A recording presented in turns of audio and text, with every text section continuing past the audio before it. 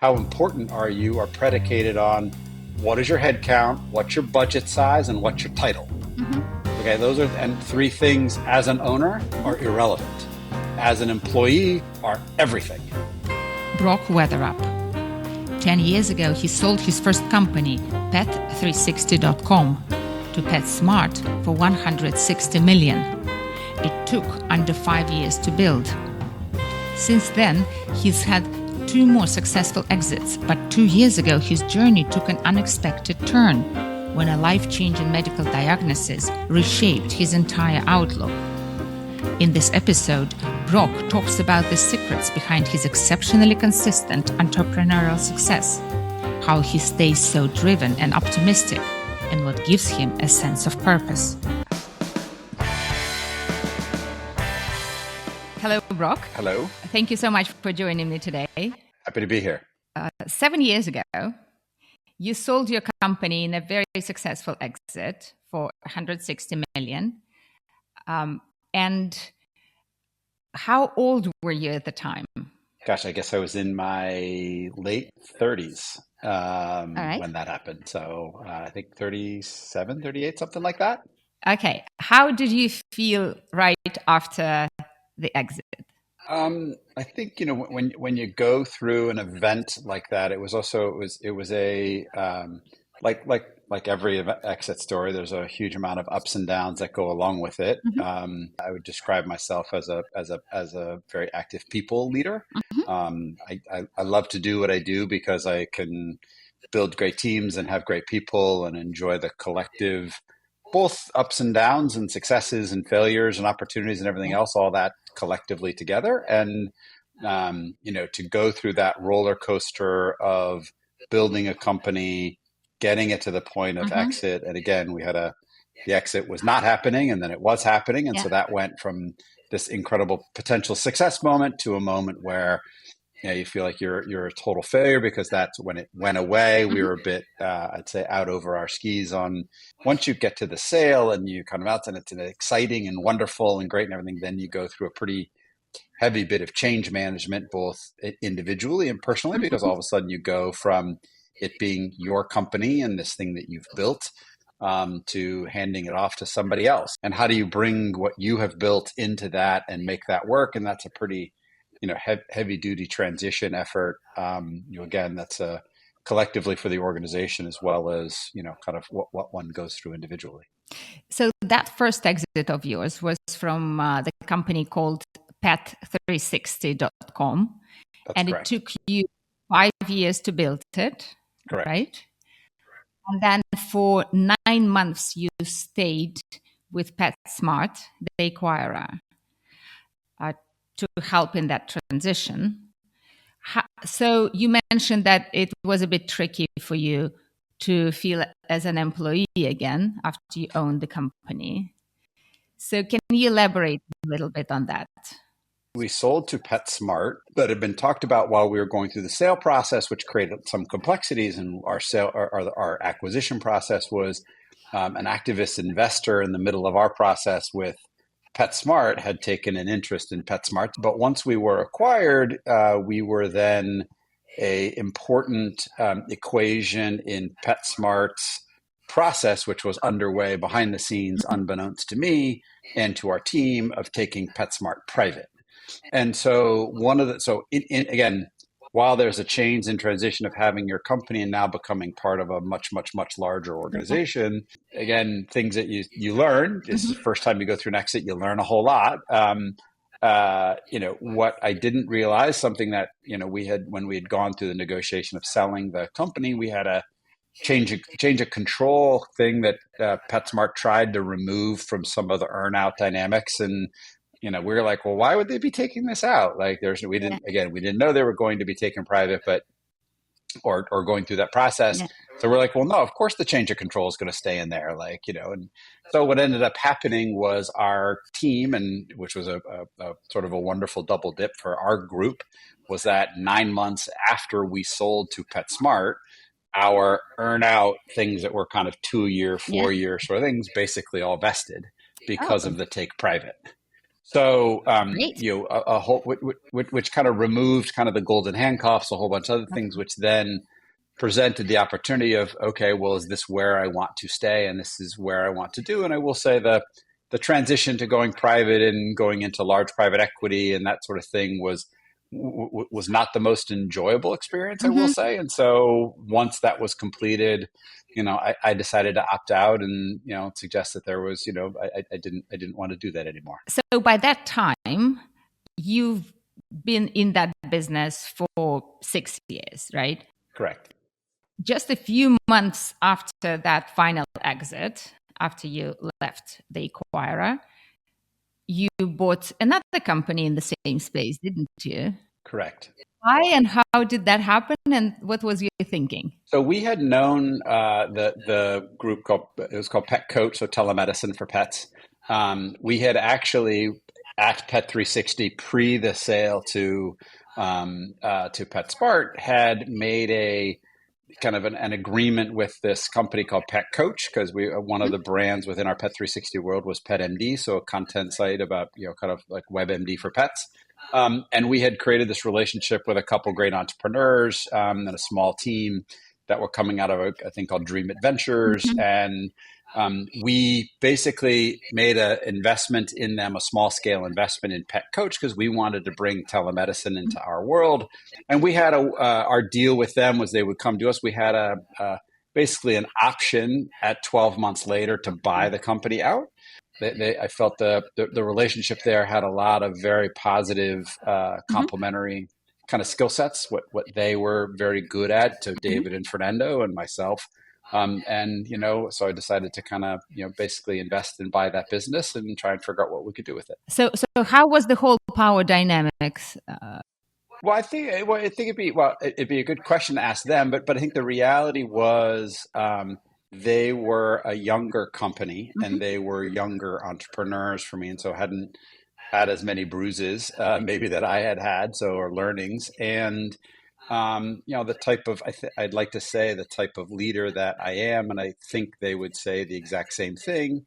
Was I came in and I brought skill sets that they didn't have, and they had skill sets that I didn't have, and it was a very mutually respectful kind of opportunity on how we would go about it. Mhm. And I was able to help them become a more mature scaling business Mhm. as they were incredible technical and product and strategy folks. And we just, I don't know, end up being pretty fantastic. And well, I still do a bunch of things with them to this day. So we had then and we Yeah. still have now a very, very positive relationship. So. So what did you learn about yourself in the process? Because you were a 0 to 1 founder before, and now you were a scaler. Which hat felt more natural and comfortable for you? I've always kind of described my sort of sweet spot and sort of what I've learned about myself is that my skill set is really what I'll call in the startup to grown up stage. So not the 0 to 1 stage. Mhm. So Pet Coach being a perfect example, like David and Fernando started that at 0. That part of it, I think I am a lot more, I create a lot more value in, feel a lot more comfortable in. And I'd say the foundational piece of that, and I've said it a few times, but like, is like great businesses are built because of people, and a little bit more about people, and then Mhm. people a little bit more, and then you can get to strategy, pricing, and process, and everything else you want to go with it. But like great people make a great business. Like Mhm. and I've seen endless examples of a what I would describe as not really a great business or not really a great product being incredibly successful because they have Yeah. an amazing team do it, and then you'd see something else that should be an amazing Mhm. business or amazing product that is, oh, by the way, not successful because they didn't have a really good team. So from that point on, you've been involved in many businesses. You had uh, 2 exits after that point.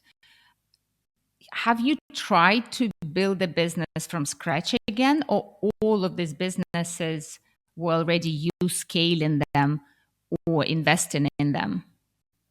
Well, so after we built PetCoach in that example, and then we sold that to Petco, and then I left that and started a new business at zero. And so great pet care that we built was, zero on the first day, and that was actually it was me kind of, I'd say, putting my money where my mouth is on Mhm, believing in people. mhm, Like I wanted to work with people that I really liked working with, that I mhm, thought were incredibly talented, and go after an industry that we knew pretty well. And so mhm, we knew the pet industry. I knew, and the pet industry pretty well.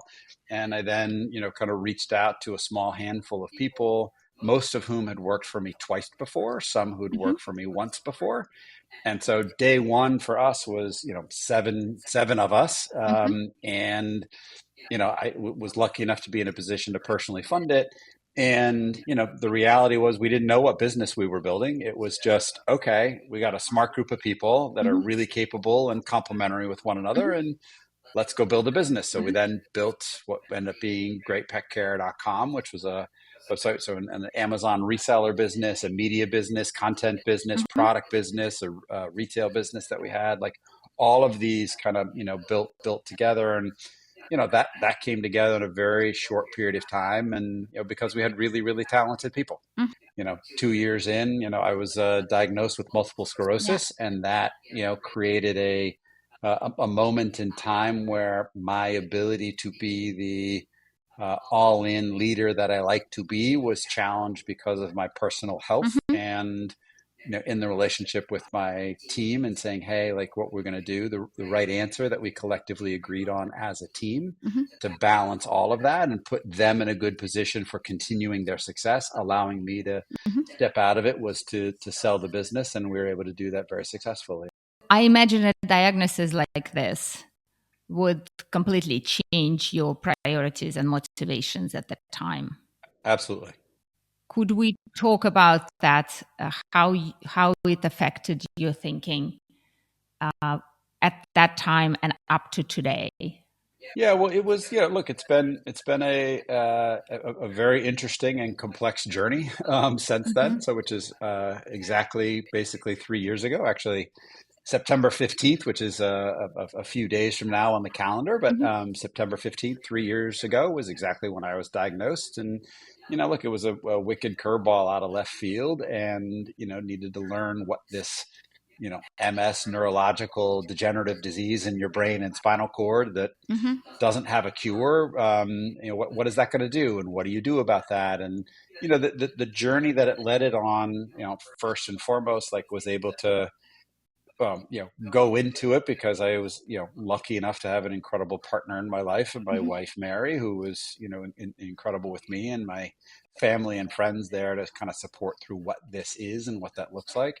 I knew I needed to kind of get out of the business because the intensity of being a startup entrepreneur and CEO, and if you're going to be the leader that I think is a great leader, like I want to be, like, it requires an enormous amount of energy. mhm, And while stress isn't good for anybody, it's particularly bad for someone with a neurodegenerative disease like mhm, MS.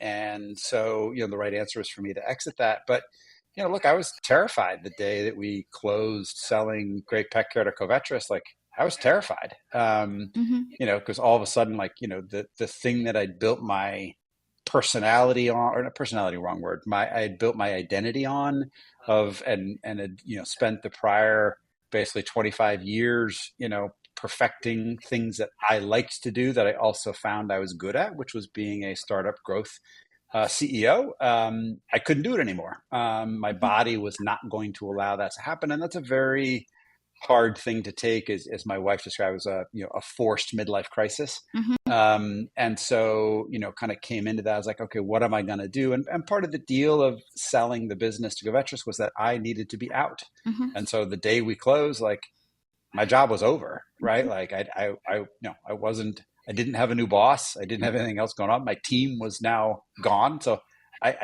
nobody was reporting to me, and I wasn't reporting to anyone. mhm, Um, so, which is a very, very different place to be.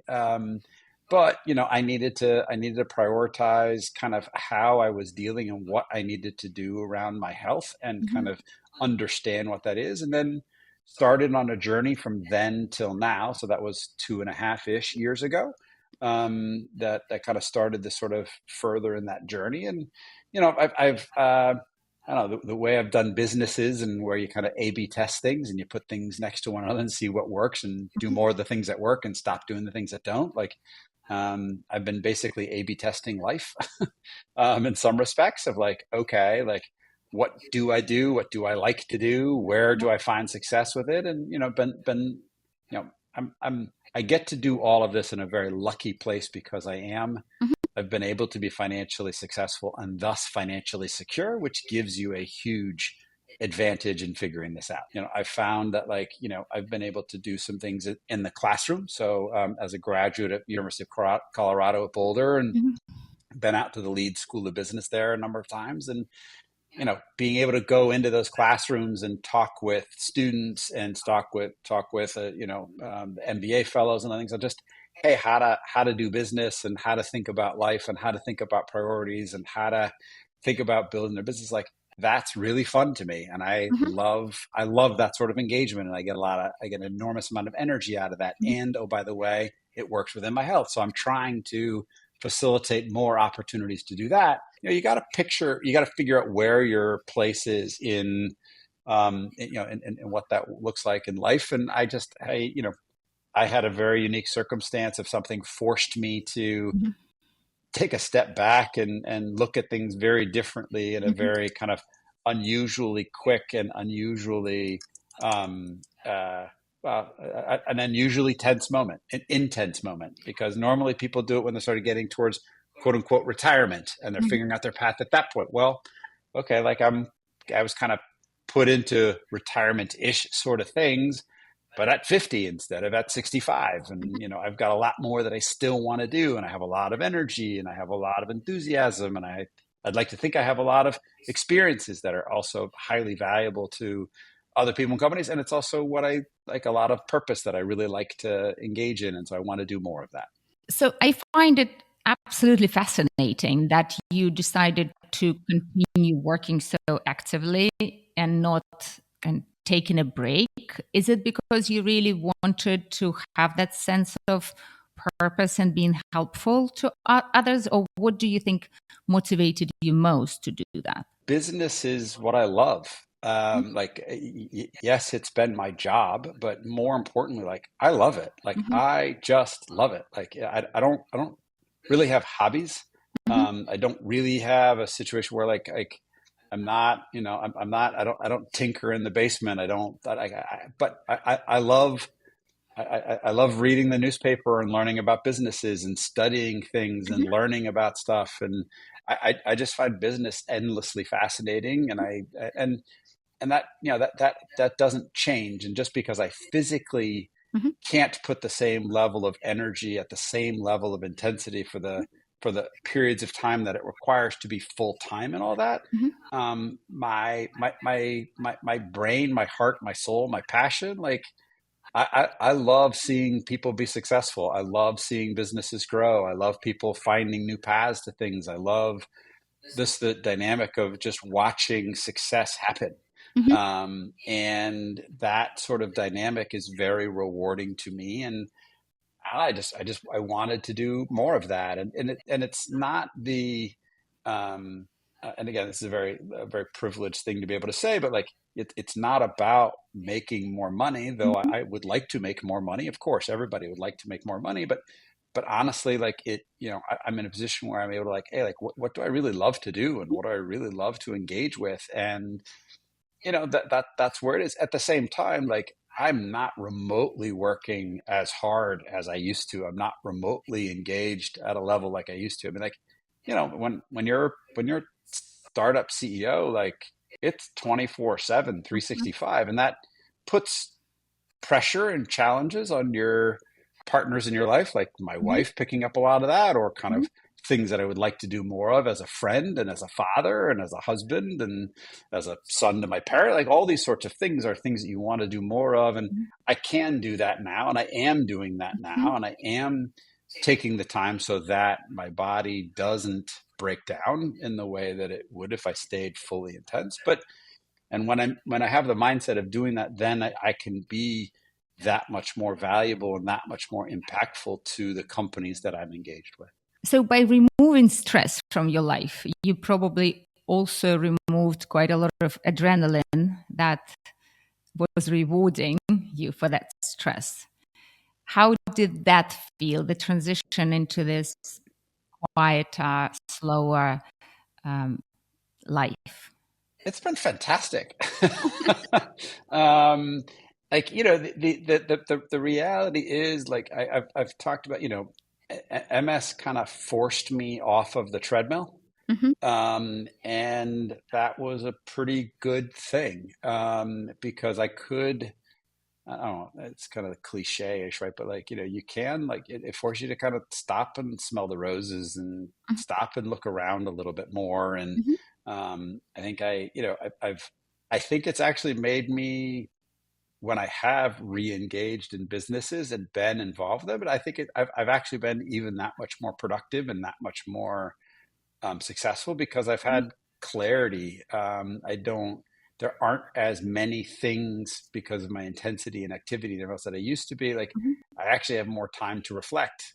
But I don't miss either at the same time. Like, it's fun to wake up in the morning, like I did this morning. Like, hey, what day of the week is it? Like, that's kind of a fun, like, because you're not on this sort of restriction, or not restriction, wrong. You're not on the structure of, oh yeah, like I've got this today and it's Tuesday and it's Monday and what's Saturday and Sunday. Like, yeah, kind of in a very different place, and it's a very lucky thing to have and enjoy. But I try and make sure that I really appreciate it. But I also know that, I don't know. I think I've been given some skills, and I think I've been given some tools, and I think I've given a lot of experiences, and I've earned and worked hard for a lot of those things. And, if and when people can find value in me sharing it with them, I'd like to be able to do that more and more. So you mentioned a few things that I assume give you this sense of purpose, your continuing involvement in businesses that you find meaningful, you teach, you spend time with the family. Anything else that you would say gives you a sense of purpose in life? Well, yeah, I think it's kind of the how to live every day of just being. It sounds like a weird thing, but like, just be a good person. Mm-hmm. Like, just show up for your friends, be there for your family, like, help the little old lady across the street. Like, I don't know, just like, Mm-hmm. kind of just, do that and take the time to do it, because when you take the time to do it, you actually gain a whole lot more time to do a whole bunch of other things even better afterwards. It feels like you're taking time out to do something, when actually taking the time out to do something gives you, weirdly, more time, because you're just more focused, you're more effective, you're more engaged when you get back to, say, work things or things, and you're just that much more effective with it. But you got to give yourself the time to kind of balance, kind of between those two things. But that's the fun of being able to have time to step back and Mm-hmm. kind of, again, see the world for what it is, and, be able to digest it without the intensity of input. Mm-hmm. And, and again, like, I just, again, I feel lucky to be able to do all of that. And, again, a lot of that is, having built what I would say, and I've invested in the Mm-hmm. team around me. And by the team, I mean my personal team, meaning my wife, my kids, my parents, my friends. Like, like, look, you've got to invest in those people, because they are the ones who are then there for you to help you on the way back and help you whenever you need them and whenever you want to kind of talk about it. Like, it's a great situation to be in. So how did all that affect your thinking of whom you want to have around you?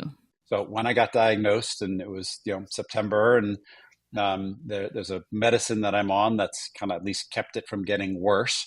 And it's via infusion, so they literally put it straight into your vein, and it's terrifying. Mhm. The first half of the first infusion was 7 days before my 50th birthday, and the second half of that medication was going to happen a week after my 50th birthday. So a 50th birthday is a big birthday in somebody's life, right? So I was turning 50.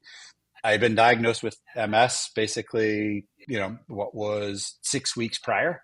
And so I called there's a group of friends, a group of buddies of mine that there's a group of six of them that are some very close friends and have been for a long time.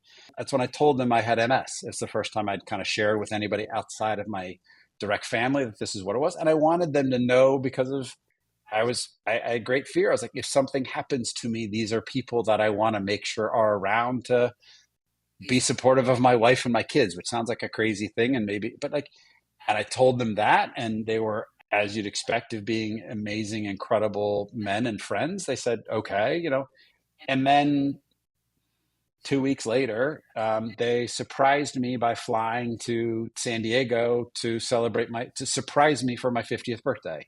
So this is again, 10 days after I told them, Mm-hmm. and they were coming from, I think three were coming from Toronto, one was coming from Philadelphia, one was coming from Spokane, Washington, like, and this was, COVID-ish sort of period towards the middle end of it. Like, but they had to get through borders and there was all sorts of things to make that really difficult to do.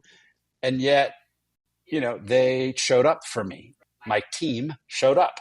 Like it made what was a horrible, horrible day happening to be something incredibly spectacular.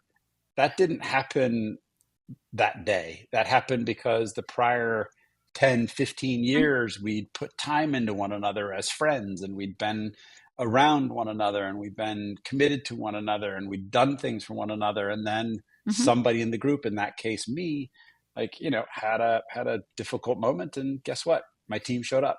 I'm sure it was absolutely incredible for you. It was amazing. Amazing. So, Brooke, can we go back to that moment when you just started your first business and trace the evolution of your motivation from that moment to today? So, what was the reason for you to start your first business?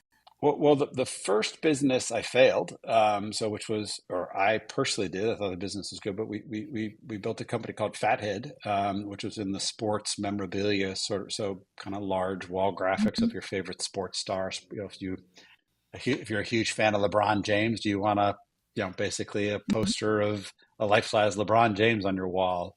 And that business, and that was my desire, my interest in getting into something where like it was, like I'm a big fan of sports, and it was kind of a fun thing to go in. And this seemed like a really unique opportunity and a lot of fun, something I was excited about. And, combination of circumstances allowed me to, say, okay, let's create this and, be a part of the initial stages of that business and really grow it. And I feel incredibly proud about the brand that we built there that still lives today. And this is from 20 years ago. And um, the reality is, at the end of the day, I got fired from that job. Now, part of it, I pushed myself to get fired. There were a lot of issues between me and the capital that was behind the business, things I learned.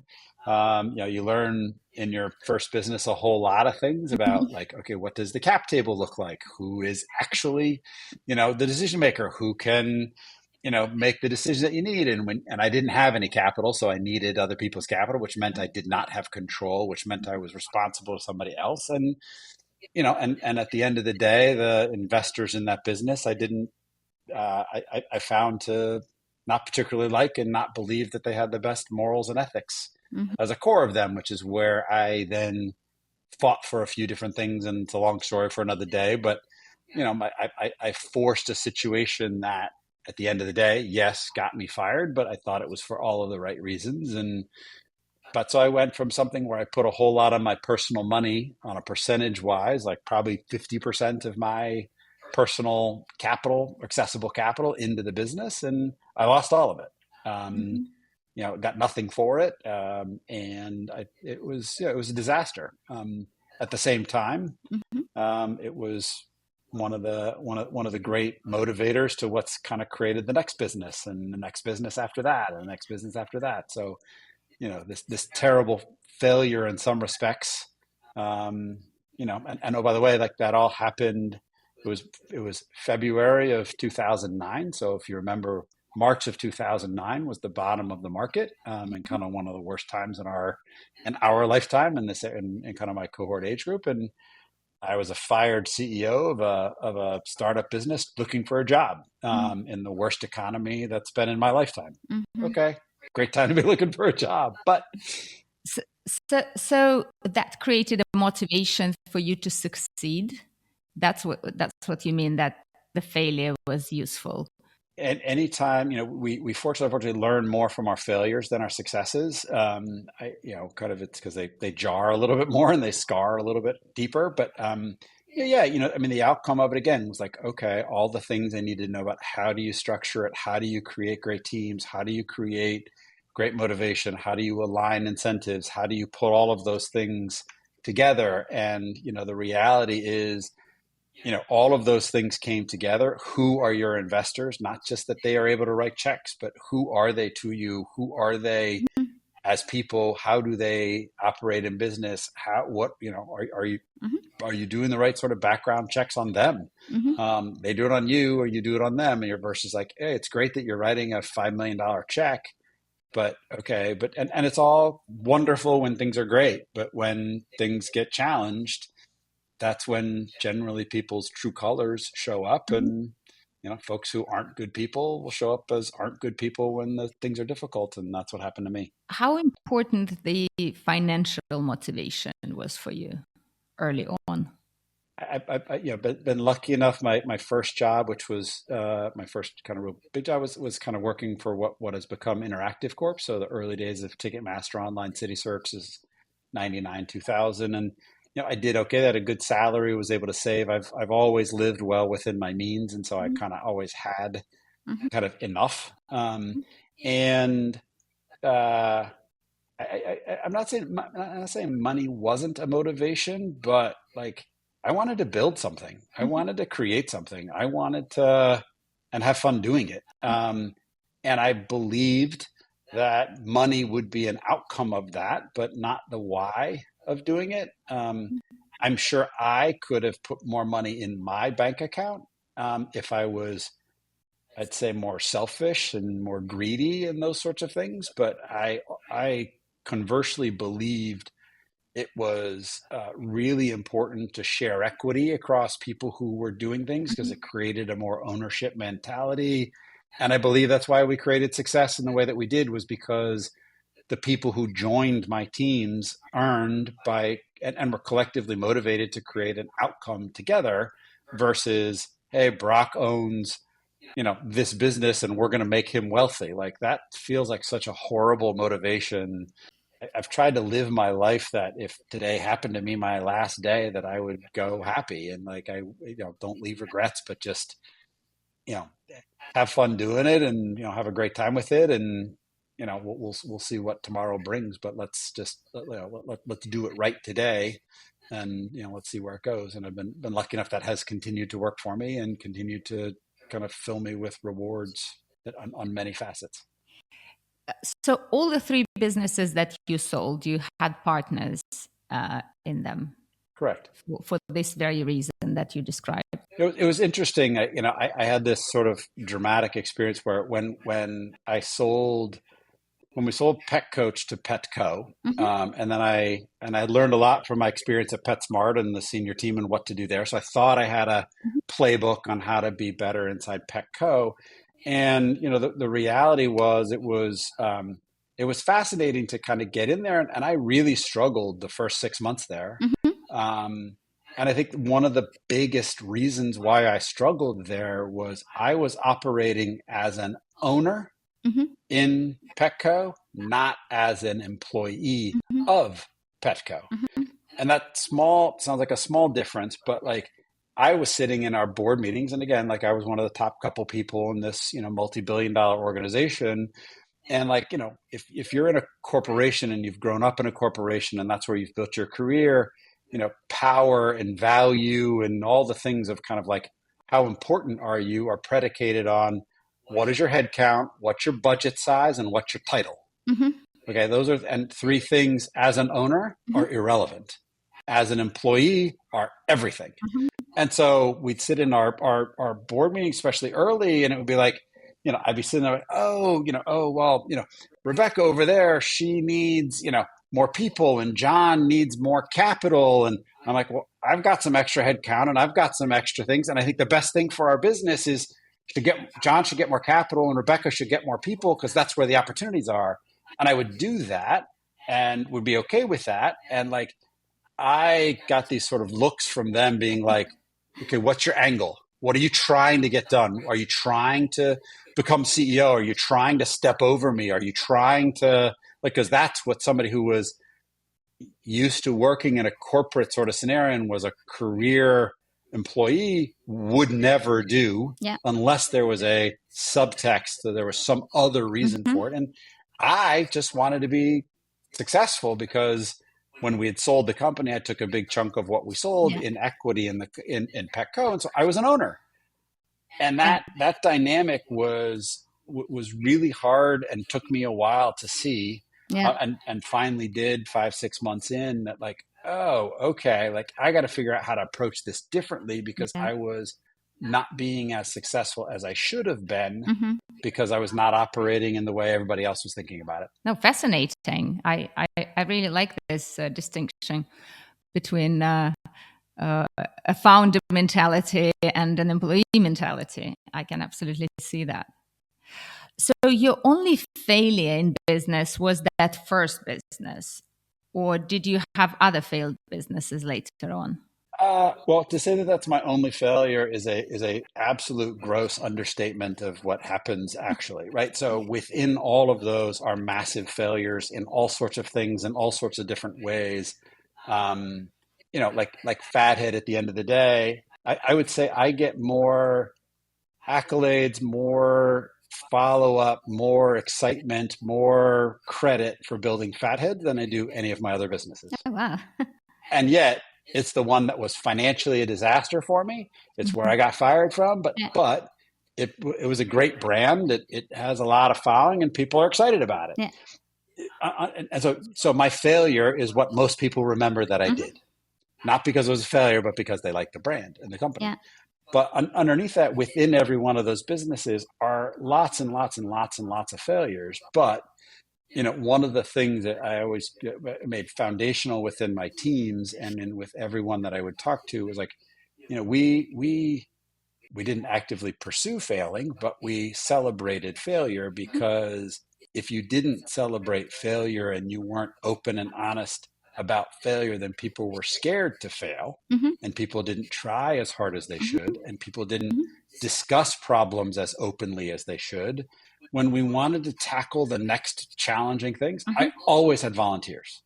It was always like, I want to go do that. I want to go. And guess what? People were willing to take that risk, because if you took a risk and went after it really well, worked really hard with it, executed it exceptionally, you would end up in a position where, okay, you know what?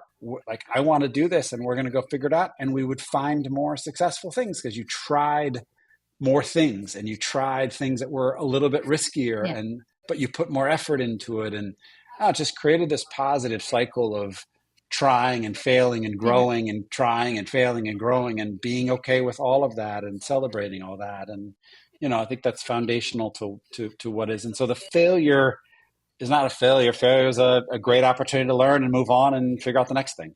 I think it's so absolutely brilliant. It's kind of counterintuitive to so proactively celebrating failure, not just embracing it, but celebrating it. But I can absolutely see how it would have a very positive long-term effect on the team. Yeah, I mean, don't get me wrong. You celebrate the successes also, right? But it's easy for everyone to celebrate and see the successes. But the successes don't happen if you're not making a whole bunch of failures along the way to that success, because otherwise the success is not going to be as grand as what it can be because you didn't try hard enough along the way. So you got to find that balance all the way through to create that outcome at the end of the day. Well, lots of us forget to celebrate successes too. I actually talked to someone yesterday who said their biggest regret of the whole long career of building businesses was not celebrating every small occasion they could. And they look back and there is not much of that joy in their memory, which I found very interesting. my wife has described with me as relentlessly optimistic, and that hasn't necessarily been the most positive thing sometimes. But like, and the reality is, yeah, like I mean, okay, like we can wallow in what went wrong, and I would get very upset and not be in a good place if we repeated a mistake Mm-hmm. again. Mm-hmm. That absolutely intolerable. You cannot let that happen. Mm-hmm. Doing the same thing wrong twice, that's not okay. Mm-hmm. Doing it wrong once, learning and doing something different next time, great. Yeah. Like do that every day, do that all the time, make that part of what your DNA is, and kind of keep having fun with it and bring energy to it, and keep figuring it out. Like, yeah, that can be a lot of fun. But no, I think I've been able to have a lot of fun along the way. It's been really hard and really difficult, and you have to put a huge amount of effort into it. But it's still, at the end of the day, my whole thing was like, okay, like I'm selling a giant image of LeBron James on my wall, or I'm selling dog food or a leash. Like, with all due respect, like nobody's nobody's dying on our watch because of this. Like, it's just not that. Yeah. Like, let's not take ourselves that seriously. We're building businesses. Okay, you were talking about a failure for very rational business reasons. The business model was not good enough. How about failures when you didn't manage yourself or your personality well enough, and that resulted in a business failure? Have you ever experienced that? Yeah, well, I think well, a little bit my example. So, kind of go back to it. The first 6 months of my time at Petco, Mm-hmm. and I was, and the owner thing versus the employee thing. It doesn't mean that being an owner mentality is better than a employee mentality. It was total and complete obliviousness, and being completely unaware by me of not spending the time to learn and see and understand. I thought I came in as this founder who had sold his businesses and was so smart and all these, so I knew all these on how to do it and where to go and what to do. The reality was I knew a lot for sure, Mm-hmm. but I didn't spend the time to see what was actually going on and learn how it had worked so that I could then take the right steps of moving it maybe some direction that I thought it should go. Instead, I was like, yeah, we should go here. And everybody else is like, well, I'm not going there. Versus I should have spent the time, especially early, Mm-hmm. to be like, okay, like spend a lot more time learning, Mm-hmm. and frankly, a lot less time talking and a lot more time listening Mm-hmm. early on in that process, to be like, okay, like I'm the newbie in here who doesn't know anything, versus I came in being like, and part of it, I was brought in, the CEO wanted me to be a change agent, wanted me to be all these things, that I was excited to do. And so I was like, well, yay, I'm coming in. The CEO says I'm going to be a change agent. I'm the innovation guy. I'm changing this place, and I'm going to make 30,000 people operate differently in a week. Like it just doesn't happen that way. And, kind of I think my blindness of being able to see that I had a massive gap of both knowledge, skill, and awareness to didn't allow me to get there. Mm-hmm. I eventually caught up to that, but it should have taken weeks, not 6 months, to figure that out. And Yeah. those sorts of things, I think those are kind of growth things as a leader that I could point to 50 of them along the way of just, okay, tried, didn't need to, and you just got to build a lot more of your capacity and capability and just be more aware. And kind of, I've learned Mm-hmm. over time to just be like, to just be have an insatiable appetite to learn, Yeah.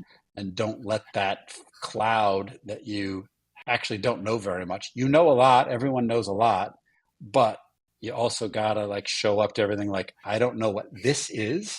I might have experience of what this looks like in somewhere else, but I've never been to this moment.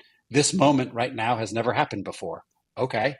We can't say it has, because it hasn't, because Mm-hmm. today is a new day. It's not yesterday, and we don't know what tomorrow is going to be. We can try and optimize for tomorrow, but you gotta stay learning and stay aware. And that I had to get caught up in, and kind of, had me stumbling and falling on my face in a pretty bad way Mm-hmm. right out of the gate, being able to do that. So So it's it sounds like a lesson in humility. You're, especially when you're succeeding, right? And I'd had a lot of success prior to that point, like you're getting promotions and you're getting raises and you're starting new companies and people are joining you and people make you feel good and you're raising capital and then you sell a business and then you start another one. And like, it's easy to tell your really positive story about how great you are, right? Yeah, Because there's also a lot of people telling you that, which is really nice and it feels really good. yeah. And in many ways, yeah, I think I am pretty good, but I also have a huge amount of things I'm not very good at, and I got to figure out how to always manage that. And it's hard to find that sort of balance between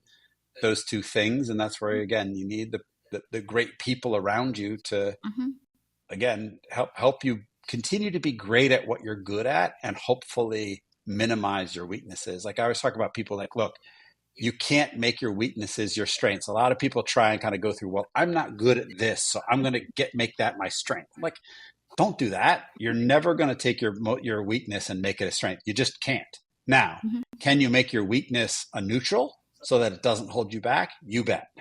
Right. And how Hmm. do you stay aware of what are your pluses and how do you do more of those? Amplify your pluses, because Hmm. you can do that, but you Hmm. can't take your minuses and make them pluses. You can make them neutral, Hmm. right? Or make them as least impactful as possible. But okay, you got to figure out how to do that. Yeah, that requires quite a lot of introspection and the critical, looking at yourself to understand what you're good at.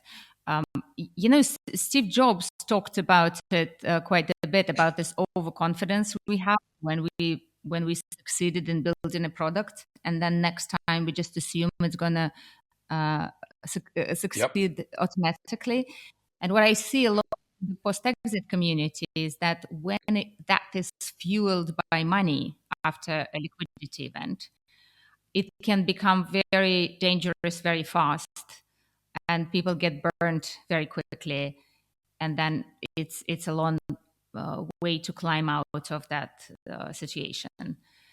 I would agree 100%, because the reality is, well, again, like, well, again, I think I learned a lot by some success and a whole lot of failures in all that time to when I created my last business in great pet care. The thing that I was incredibly proud about was like, I was like, okay, like I've learned all this stuff. What can I do? And the Mhm. reality was like, okay, you need a really talented group of people that, oh, by the way, are not like me. Meaning, so when we got our initial team together, like there's a thing called Enneagram, which is a sort of personal kind of like kind of your style sort of thing. I think it's a great test that helps people be very introspective and knowing what they are.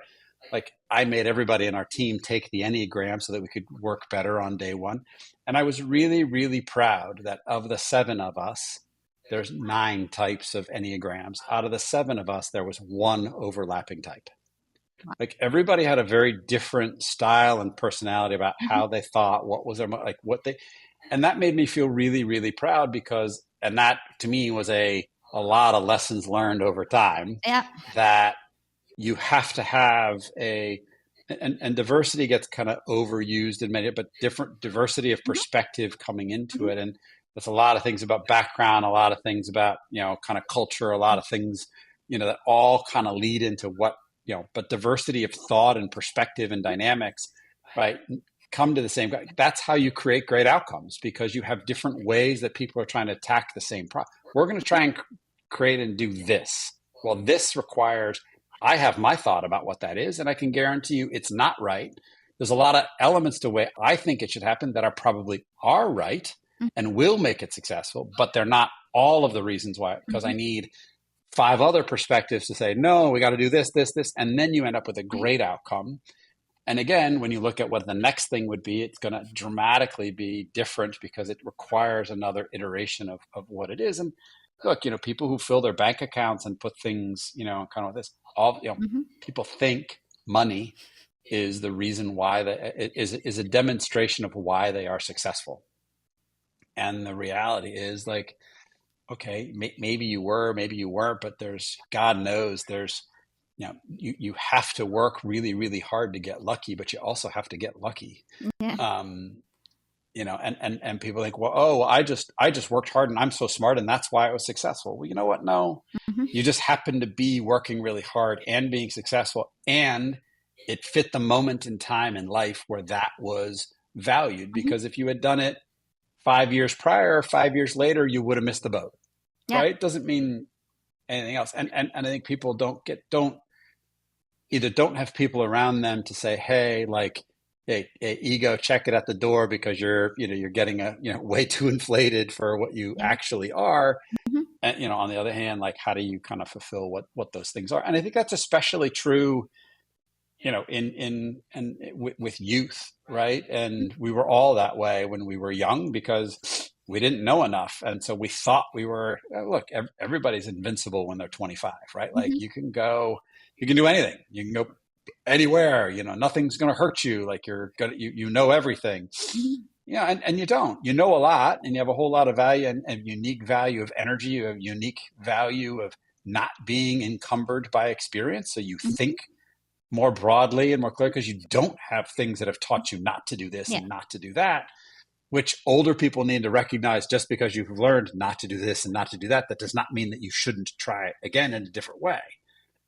And so that's the balance of the sort of thing. But there's a lot of youth that would say, I know everything and the old people are dumb. Okay, well, Yeah. part of that's true, because there's experience that holds you back. On the other hand, like, if you're old, doesn't mean that young people are dumb and naive either. It just, you gotta, like, what are the strengths of each of those dynamics, and allow that to happen. Mm-hmm. But people can get out ahead of themselves and think that they are much more capable and much smarter and far more of an expert because something happened. Mm-hmm. And the reality is, it's just not. So So we talked about the importance of having a good incentive system and sharing equity with your partners. We talked about humility lessons and understanding your strengths and weaknesses. Anything else you think is very important to avoid a failure after success? well, I think you said it, and just going a little deeper into it is to just not have the belief, or more importantly, not think it's just true because you did it before this way, that will work today, because the market has changed, the Mm-hmm. people have changed, the execution of it is different. Mm-hmm. Like, again, you have to stay in the, I got to keep learning. Now, are there dynamics around what I would put in the leadership category that are repeatable? Absolutely. Right. That you can get better, and being a leader of people, and how do you build culture and those sorts of things, like the fundamentals of how you do that, Mm-hmm. you can definitely build and get better and better and better and do more of that. But you also have to be very aware that the situation is different, and you gotta optimize to the situation, even though you may start with a set of rules that you think are how you're going to solve it. Mm-hmm. The odds of it being how you're going to solve it are likely not true. Mm-hmm. But there's going to be a version of that if you edit and rough around the edges and do some things, it'll probably be at the core similar. Mm-hmm. But that's not going to get you great success. That's going to get you out of the gate. Mm-hmm. But to create great success, you got to take whatever you've learned, refine it, learn, test, improve, make it something better, different, that works Mm-hmm. for that moment, that's different than the prior moment. And that gap of perspective, I don't know if I put it really necessarily as humility or any sort of like that. It's just just learn, because Mm-hmm. you aren't what was it, your future investment results will not be the same as what they were, whatever the sort of caveat that everyone else, which is just true, right? Just because it happened before doesn't mean it will happen tomorrow. Yeah. And so how do you make sure that you continue to stay learning, continue to stay active, continue to stay in this sort of progressive, figure it out sort of mentality, because that's how you'll find a way to get from here to there. Yeah, it's like with the stock market. Past performance doesn't guarantee future success. Exactly. Right? Exactly. Not at all. So you also stayed in the same industry. You kept the same team, which I assume were fantastic risk management. tools, whether intentional for that purpose or not. Do you think, looking back, that was part of your continuing success? Look, I absolutely know that my success is because of the people that I've had around me and been lucky enough to, kind of both be with me and then come work with me again, and kind of that, that builds, many. So going back to the Petco example, the first 6 months, what I did not understand, but one of the things that I did do in that first 6 months that did pay off really well was I recruited a whole lot of people into Petco. And by recruiting them, and oh, by the way, they weren't necessarily working for me. It was like, okay, I helped recruit somebody into the business strategy team and somebody into the tech team and somebody in the merchandising team, and helping them. But they were people who understood me, my language, even though I was not being particularly capable at articulating what I felt I needed to. If they were in their groups and I was talking they would help translate what I was saying ineffectively into their groups in the way that worked for their groups. And that was really helpful to what it is. And again, just, the people dynamics of that, is absolutely where the, success dynamics were for me. And I would say it still happens to today. When I'm working with a company or on a board, like we need to find somebody, I'm like, okay, like, I'm going to call somebody who's going to find somebody. And that feels, and you can get amazing people to do amazing things in that sort of dynamic, which is just a very, very special thing when it works and people are willing to do that. And, that's a two-way street, right? Somebody doesn't come work for you again because it was a crappy first experience. Like nobody goes, oh, I hated working for that guy, but I'm going to go do it again. Says no one ever, right? But Exactly. but if somebody does that, and it gets them up to speed much quicker. Like again, when we built Great Pet Care and I brought that team together, because everybody had worked for me before, like the how and why and the words I used, the style that I was already given. Like our ability to have a quote unquote culture on day one was instantaneous because we'd done it. Now we made a new culture, but the foundational elements of it of like, oh, okay. Yeah, because we know how Brock leads and we know what he expects and we know what we do and we know when we say this is what it means. And that just got us going much faster, much quicker than we would have in any other scenario if everybody was new. And so how do you kind of keep building that? But I think you got very lucky there as well, because you could actually have the same team, because more often than not, you would have to restrict your hiring attempts from the previous company. One of the guys that was in the last sentence, his name was Nick Rosenthal, like he hadn't worked for me in a pet company. He worked for a company that I was an advisor to, that I had worked for, that was totally outside of the pet industry, but I had gotten to know him and he had gotten to know me. I'd tried to hire him a couple times before, but I was unsuccessful for what was ever going on in life, in his life, our life, whatever else. And this time it worked out, and it was an unbelievable hire. Another guy who I had worked with at Ticketmaster 15, 20 years prior, who I'd stayed in touch with, was impressed with him then. We'd stayed in touch and been like, okay, well, that was another person. Like those happen because you just see them over time. It's not because they were pet industry experts. They were really talented people who were doing lots of things that I just stayed aware of as they did their things in life. It's the beautiful thing about LinkedIn. It's a beautiful thing about social media if you pay attention to it in the right way. And I needed talents in these sorts of things. And it was like, oh, fantastic. Like the one guy was at Ticketmaster. I brought him into Petco, and he had gone from Ticketmaster and then he'd gone to Nike and had done a bunch of, like, he'd been insanely successful, but he knew how to operate in a large corporation. So going back to my challenges at Petco, I brought him in. His name was Bob Bennett. And like, he was every reason why I had almost any success inside Petco, because he knew how to translate. He jokingly said, like, we'd go into a meeting to talk about something. I would break everything and I would, get us going the direction we needed to go. But I would leave a train wreck. I'd leave a mess because I didn't know how to get the corporate culture behind that. And then Bob would come in next to me as my right hand and would organize everybody behind me after I left a mess, because he knew how to get everyone organized, put it together, create an outcome, and create something fantastic. And like we worked really, really, really well together because I had a skill he didn't have, and he had a skill that I didn't have, and the two of them together worked incredibly well. Yeah. But you got to find those people. So it's not necessarily inside the industry. Yeah. It's just more of like who are skill sets in that you pay attention to and you follow over time.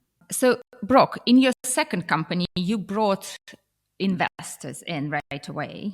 You raised $2 million in seed financing. Do you think that was a good idea? Why did you decide to do that? Well, what people don't really understand, right, is the value of the cap table, right, of what you have, right. I personally made more money selling a company for $30 million than I did selling a company for $200 million. Mm-hmm. Okay, well, it depends what the cap table looks like. It depends whether things like preference stacks and other things that people learn along the way that are just you just don't understand on the first time around. And you're like, oh yeah, well, oh great, thanks for the $10 million check. And oh, you mean it's got a 2 times pref and a this and a guaranteed that? And you're like, all of a sudden when you get to the outcome, you're like, well, wait a second, why did this all happen? And you just learn. Like you learn to figure that out. Look, there are important things to bring in. To bring in money, because money can be helpful, mostly because who is bringing in the money, not necessarily even the money. So when I was in kind of later companies, like the money that I brought in was helpful, knowledgeable money that brought a person, brought a company, brought an experience, brought a connection, brought a customer into the conversation versus just the money. First company, I was like, I needed money. I just wanted money. I needed, and that was a mistake. Well, I should say that's the wrong way. It worked for what it was at the time. I could have been much smarter about it if I knew what I know now and gone back and done that. And look, and the reality is like, you put things together and how you manage what's going on in your life and how you are thinking about your investments, where you are with your family, where you are in your personal finance. That balances your risk profile, right? I mean, there's a reason why people who are younger start businesses more frequently. I'll call it their family burn rate is very low, right? If you're 23 years old and you're sharing an apartment in St. Louis, Missouri, like your burn rate is very low, right? You don't need a lot of income to stay alive, right? If you're living in New York City and you have 2 kids and you're married, like your burn rate is dramatically higher. You need to earn a certain amount on any given year to not go into the red, right? And so those are the dynamics that also then affect how much you personally invest into the next thing. So, Brock, is there anything else you feel would be helpful to know for someone who recently exited and is thinking of doing what you did, which is building the next business and maybe many businesses again and again? Be intentional. And what I mean by being intentional is like we put all this planning into our businesses about where do you allocate capital, where do you allocate time, where do you allocate resources, what's the market you're going after, what do you want, how do you measure what that success looks like. But we don't do much of that into our personal lives, right? And so for somebody like, especially in times of big transition, like after an exit or anything else, like sit down and spend the time and you got to write it down and you got to share it with somebody that's important to you that will hold you accountable to it. But like, what are your intentions for you as a person? In my case, what is it for me as an individual? What is it for me as a husband? What is it for me as a father? What is it for me as a son, right? Like, what do those things look like? And you have to put the same discipline that you put into your business. Like, okay, like me as an individual, like it's not like get in better shape, right? Okay, that's a goal that you would never accept in business, right? Like make more money. Like you'd be like, that's a worst goal on the planet for the business. Yes, that's what we're trying to do, but no, like how exactly are you going to do that? I'm going to do it this way. And so, okay, if that means, okay, well, you're going to get, an hour's worth of cardio exercise 4 times a week. Okay, great. If you think that's reasonable, and make sure the person you're sharing it with is going to go, yeah, great, Brock, but not a chance you're going to do it that often. That's not how life is working for you. Okay, fine. But like, how do you put in what those things are? If volunteering is important to you, that okay, like, okay, yeah, we all want to volunteer once a week, but it's probably not going to happen once a week. But okay, maybe make it once a month, right? Mm-hmm. And okay, where are you going to do that? Who are you going to want to do with it? What volunteering are you excited about?